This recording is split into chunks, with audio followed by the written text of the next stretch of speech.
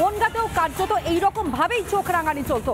শঙ্কর আড্ডর কথা আমরা আপনাদের সামনে তুলে ধরতে, স্থানীয় বাসিন্দাদের অভিযোগটা ঠিক কি। টিটপ এক মুহূর্ত আমাদের সঙ্গে রয়েছে বনগাঁ থেকে সরাসরি। টিটপ, তোমার সঙ্গে কথা বলে বিষয়টা স্পষ্ট করবো। শ্মশানি দেওয়া হতো, হুমকি দেওয়া হতো, চোখ রাঙানি, রীতিমতন মানুষজন তারা ভয়ে থাকতেন, আতঙ্কে থাকতেন। শঙ্কর আড্ডর বিরুদ্ধে এইরকম অভিযোগ উঠছে।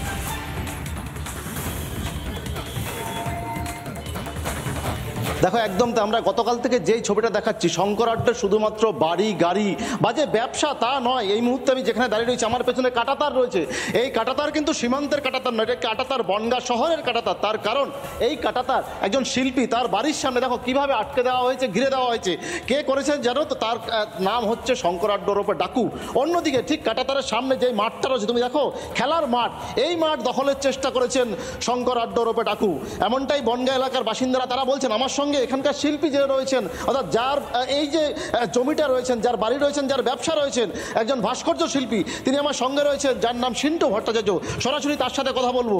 শঙ্কর আড্ডা ওরূপে ডাকু, কেন আপনার এই যে সম্পত্তি বা আপনার এই যে ব্যবসা কেন ঘিরে রেখেছেন? ঘিরে রেখেছেন, আমি বিগত পৌরসভা ইলেকশনে তৃণমূল কংগ্রেসের ইলেকশন এজেন্ট ছিলাম।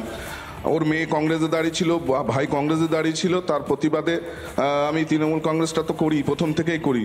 সেই কারণেই আমার সাথে প্রতিহিংসা বশত এইভাবে আটকে দিয়েছে। কোথায় তৃণমূল কংগ্রেস করে? তৃণমূল কংগ্রেস করি আমরা। এদের মতো মানুষের জন্য তৃণমূল কংগ্রেস আজকে কলঙ্কিত। এদের মতো নেতাদের জন্য তৃণমূল কংগ্রেস মানুষের কাছে নিচু হচ্ছে। এরা তৃণমূলটা করেছে, এরা তৃণমূলের ব্যানারটাকে রেখে ব্যবসা করে গেছে।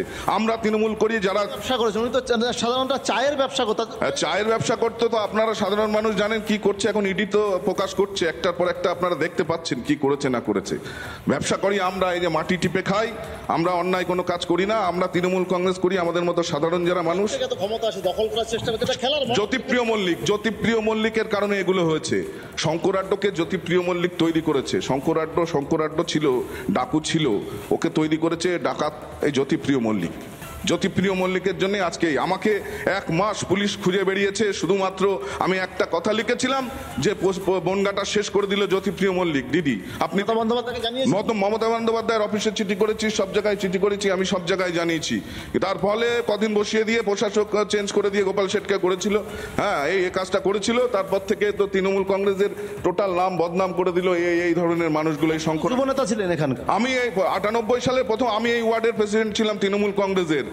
ওকে জোর করে তৃণমূল কংগ্রেসে ডিওয়াইএফআই করতো, সিপিএম করতো। ও এসে গায়ের জোরে তৃণমূল কংগ্রেসে যোগদান করে। মমতা দাদা একেবারে কাঁটাতার দিয়ে ঘিরে রেখেছে গোটা মাঠটা। এই এলাকায় যারা দুষ্কৃতী, যারা অন্য ব্যবসা করে, অসামাজিক ব্যবসা করে, তাদেরকে শেল্টার দিয়ে আজকে গায়ের জোরে এই সমস্তগুলো, তো যারা সমাজে অসামাজিক লোক তাদেরকে টোটাল আশ্রয় দিয়ে আজকে নিজে গায়ের জোর করেছে। আর এই জ্যোতিপ্রিয় মল্লিকের হাত রয়েছে এর পেছনে সম্পূর্ণভাবে। হ্যাঁ, তৃণমূল কংগ্রেসটা এরা করে না, তৃণমূল আমরা করতাম। তৃণমূল যখন আমাদের মতো লোকের হাতে ছিল তখন কুলসিত হয়নি, অন্যায় কাজ করেনি।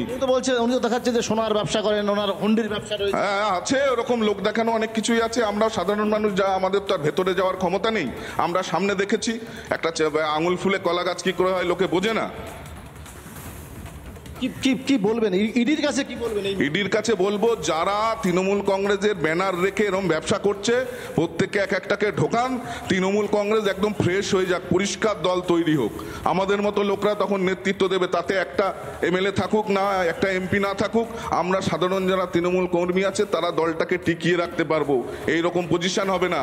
শুধু একেবারে তুমি শুনলে যে কিভাবে বলছেন এখানকার বাসিন্দারা। যিনি এই অভিযোগগুলো সামনে রাখছেন তিনি বলছেন যে তৃণমূল কংগ্রেসের দলটা স্বচ্ছ, অর্থাৎ কোথাও না কোথাও গিয়ে যেন আবার সেই দলীয় কোন্দলটাও প্রকাশ্যে আসছে এই সমস্ত দুর্নীতির নেপথ্যে। তুমি আমাদের সঙ্গে